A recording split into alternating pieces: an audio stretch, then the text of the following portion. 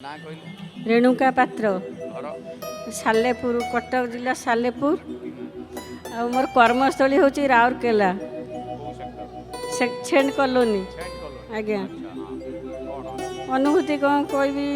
प्रभु अनुभूति कहले तो सरबनी गोटे कहूँ मोर स्वामी देह बहुत डायबिटीज बहुत सीरीयस कंडीशन थिला प्लाज्मा स्तर तांगर कमी जाइथिला पूरा ब्लड परिस्रा करूथिले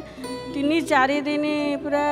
पूरा कांदिले गलो डॉक्टर कहले तुम्हें भगवान ऊपर भरोसा रख तापर मु कांदी कांदी आसी ठाकुर घरे गोटे नड़िया रखिली कहली प्रभु तुम्हें ही तांको ही रखिब आउ जा हो भगवान दयार से बहुत भल हेले एमती सीरीयस होते जे से मु भाबु न पारु नथली से किछि करि परिबे आज ड्यूटी करूचंदी भल अछंदी आउ एबे भी अल्प दिन है नातीर दे बहुत सीरीयस कंडीशन थिला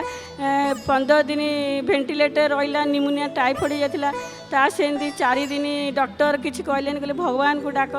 तापर मु कांदी कांदी नड़िया रखी नेत बांधी बोली काली आज हठात आसिली काली राति सारा मते निद नाई मु सब अनुभूति देखे मुझे प्रभु मु केबे जीवी कहबी प्रति वर्ष आसे कि 3 वर्ष है मुझे कौन ये असुविधा आसी पारेनु तापर आसिली प्रभु गति जाऊ अब ये कहली आउ जाऊ नमिता माँ को आउ सीताराम अग्रवाल को धन्यवाद माने समस्ते एना जगन्नाथ चैनल देखु जहाँ को पचार जगन्नाथ चैनल घरे घरे मु देखुची समस्त भी कहूँ आपण केतेबेले देखन मु तो चाकरी करे टीचरशिप करे हेले सकाल उठी तो आगे जगन्नाथ चैनल लगेदेवी तापर काम धंदा करी तापर 9:30 हेले बंद करके ड्यूटी जीवी पुणी स्कूल आसबि